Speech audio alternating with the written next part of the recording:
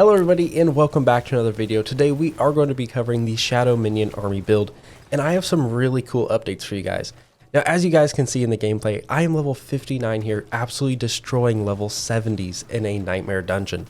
Now I believe this was a tier 18 or tier 19 Nightmare dungeon when I was level 55, and it felt like it was nothing. It was super easy to completed the whole thing in just a couple minutes, and is super easy to farm all the way up to tier 20 in these Nightmare dungeons. Now my plan is once I hit level 60, I will be spending the entire time in World Tier 4, as I can already kill World Tier 4 mobs very easily. Now what's the difference between this build and the build that was uploaded 2 days ago?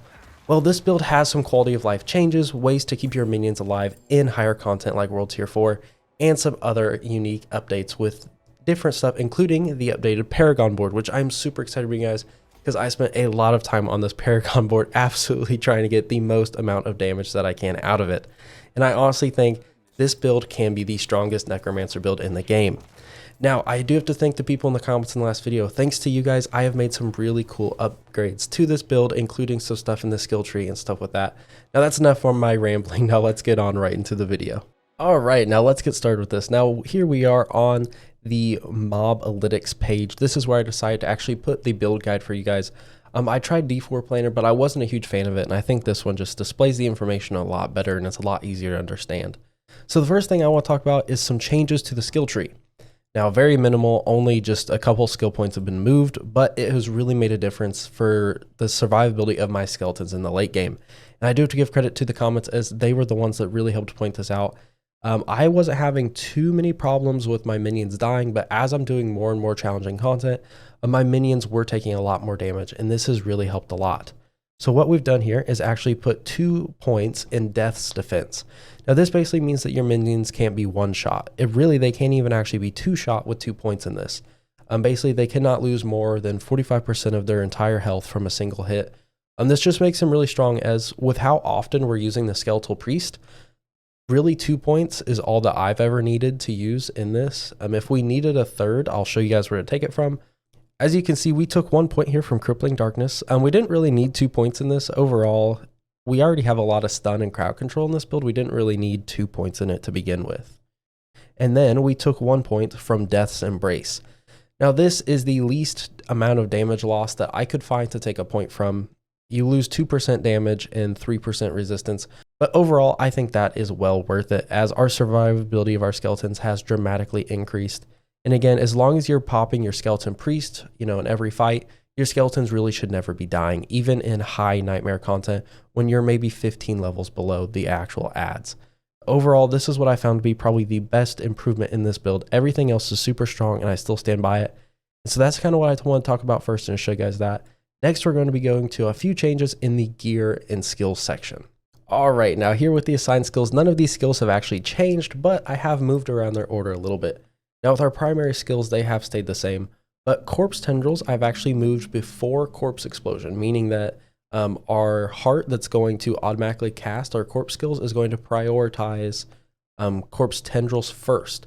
And the reason is Corpse Tendrils has a longer cooldown, and overall I found that it does actually do a little bit more damage to pull them in first, and then, since they'll be vulnerable, then drop our Corpse Explosion. As Corpse Explosion has a much shorter cooldown, this is going to still pop much more frequently and do all of the damage. Now, one thing I've also learned is that raise skeleton, so the heart will actually automatically prioritize raising your skeletons if you are below the maximum amount. Now, it will not cast the Skeletal Priest, which I'm actually okay with. I don't want it just constantly spamming Skeletal Priest, but it is nice to know that you can have it anywhere on your bar and it will still prioritize keeping your skeletons alive if they die. Now again, hopefully in this build, they should never die if you're, continue to use Skeletal Priest in every fight. And you should anyways, as it's a 30% damage increase across the board, which is absolutely insane. And it should keep all of your skeletons alive, no problem. Now, if we move down here to Book of the Dead, nothing has changed, as I'm sure you've seen in the last video. But here in the aspects, quite a few things have actually changed. Now again, we'll just go over everything real quickly here.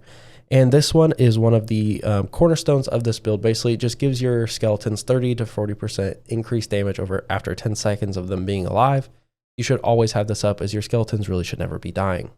Then we have deal 40 to 50% increased shadow damage to enemies afflicted by both Decrepify and Iron Maiden.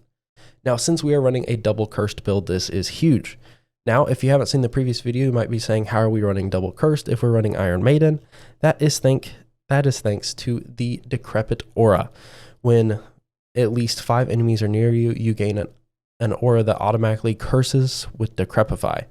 Now, this actually does not indicate the roles in the game. The role that I'm currently using is actually 2 enemies near you, and it lasts for 21 seconds. So it's super easy to get up, super easy to keep up. I've never run out of it. I've never had problems not being able to use it. Now, moving on here, we have 10 to 20% increased critical strikes. Once you cast Corpse Tendrils, we're always casting Corpse Tendrils, so this is just a straight bonus to our critical strikes, which is pretty huge. And it overall does a lot of damage. Now over here, we just are increasing our skeletal warriors and our skeletal mages by 2. This is pretty huge as a lot of our abilities scale off the amount of minions that we have. So this gives us a ton of extra damage along with having more minions, more survivability and everything in total. Now next, I did want to build some survivability into this build, and this is where the aspect of disobedience comes in. Basically, you're just going to be building armor as you do damage, and it's really just going to help you survive. Overall, I really like this, and again with this is also another survivability one. Basically, just basic skills grant 20% damage reductions. We're going to be using our basic skills a lot. And if you get a really good roll on this, it can last up to 10 seconds, I believe. So you don't really have to use your basic skill all that often. And overall, these are really good for helping survive, especially once you get into that harder content. Now here for our weapon, this is a really, really big one. This is really huge because it buffs basically our damage outright after using our Shadow Blight key passive. And our Shadow Blight key passive is always going to be building up because we're always doing shadow damage. And once it procs, we're going to be doing huge amounts of damage. Now, me personally, I have this on a 2-handed scythe, which is what I would recommend for everyone else. Is the 2-handed scythe is actually going to give you health back as you kill enemies and do damage. Super good for survivability. If you really want to maximize damage, you could put this on a 2-handed sword. That would give you extra critical strike chance and critical strike damage. If you're really tanky and survivable, I guess you could do that for more damage. I really wouldn't recommend it. I do think the 2-handed scythe is by far the best weapon to use to get this aspect on it. Now here, I do want to talk about the only unique that we are using in this, and this is the Howl from Below. And basically, instead of corpse explosions just blowing up immediately, it summons a volatile skeleton that charges to an enemy, blows up, and drops a corpse explosion after it blows up. Now this increases your corpse explosions damage by actually around 30 to 40%, which is great. That's just a huge amount of damage as corpse explosion does a ton of our total damage.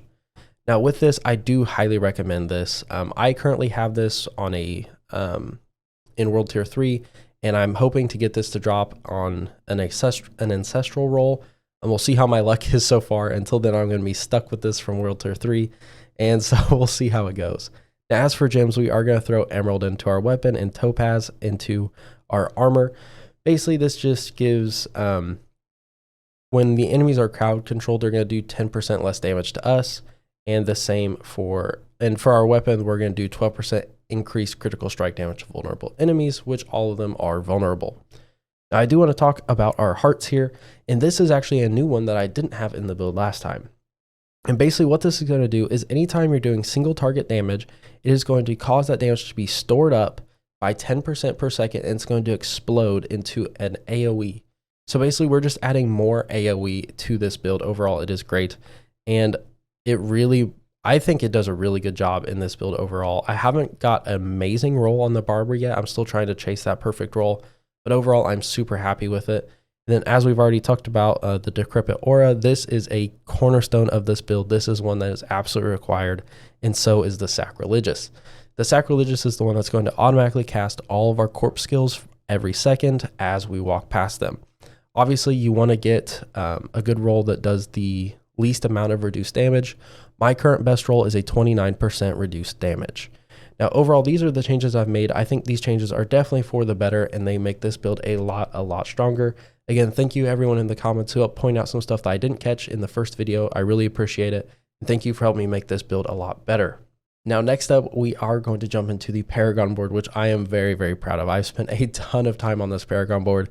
We aren't going to go through every single individual point as we would be here for about an hour, but I am going to cover the basics, why I chose it, how it's going to work, and what it's going to do to the build. Now, overall, this is just going to give us a 10% increased damage for us and for our minions.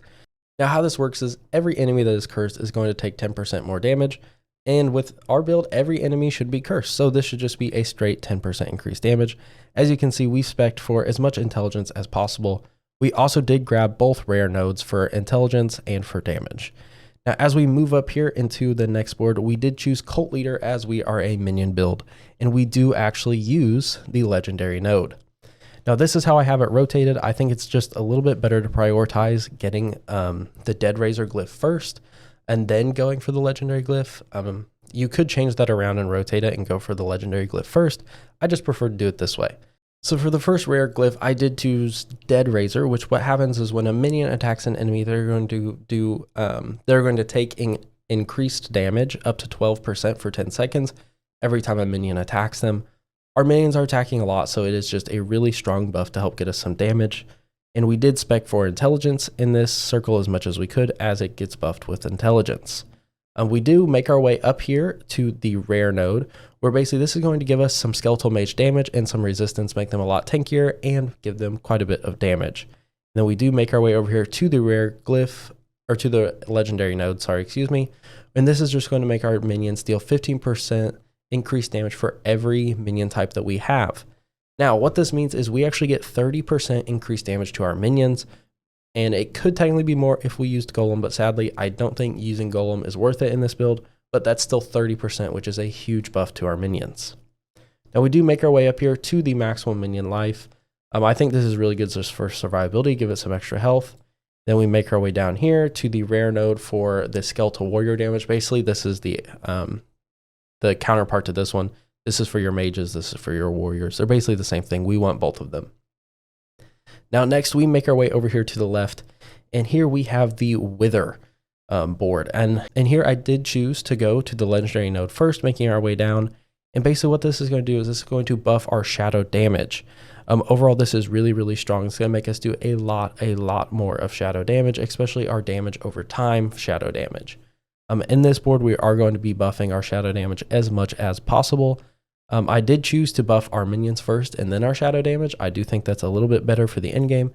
As you're starting out, your minions can really help carry you in the early end game. And then when you get higher, you do need that shadow damage to kind of buff up as well.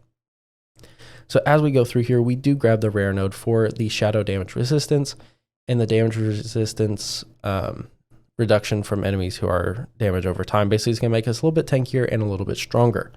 Now, we also do grab the rare node, which is just going to give us a straight 10% shadow damage increase and a 10% shadow damage over time increase. Now, we work our way over here to our rare glyph where we chose Mage. Now, this is basically just going to be giving a straight buff to our skeleton mages. And we chose this because we like our skeletons, we want them to be strong, and we also chose the counterpart later on to our skeletal warriors, so both of them are getting buffed equally here. Now here we move our way up to the Scent of Death board, where I did not think it was necessary to go to this legendary node. I just personally do not think it is worth it. Now for our rare glyph, I did choose Scourge, which basically our minions and ourselves are going to deal way more damage when they're afflicted by shadow damage, specifically shadow over time damage. This is super strong with our build as we are doing a ton of shadow damage over time. And next, we move out of this board pretty quickly into our Flesh Eater board. Now, we do grab this legendary node here as we're constantly grabbing corpses. So it's going to give us a ton of extra damage, a 40% increase to damage for 6 seconds, excuse me. And we're constantly grabbing corpses and consuming them. So this is just a great legendary board. We don't even actually have to do anything to keep this active as they are consumed automatically with those new hearts. Now, if we come down here to our rare glyph, we are choosing Warrior. This is the counterpart to the Mage. We are just buffing our skeletal warriors. Now, overall, I am super proud of this Paragon board. I definitely think this is probably the strongest way to actually build this class, and I think this class will have no problem going all the way to level 100 and beating Uber Lilith. Now, I do plan to do that myself, so come check me out at twitch.tv/MouseFury, where you can see me taking this build all the way to level 100 and beating Uber Lilith. That is going to be my goal. And of course, if any changes happen to this build over time as I'm playing, ways that I can improve it, of course, I'll make an updated guide for you guys. And I'm going to be experimenting with other builds. I'm not going to be locked in with just this one build. I know this build has been my goal, my dream, to make this build probably the strongest build in the game. And I'm still going to be continuing to do that, but I am going to experiment with other builds to kind of see how it stacks up. And I'm probably going to be making some future build guides for you guys. You know, some people don't like minions. The AI can be a little weird and it can be a little annoying to play with. at sometimes. I really enjoy it, but for some people it's not it. So I am going to be making some builds that don't use minions, but still are Necromancer for other people. Now, if you want to stay tuned for those, I highly appreciate it. Make sure to like and subscribe to see more videos about Diablo 4 and other games in the future. Thank you guys, and I'll see you guys in a future video.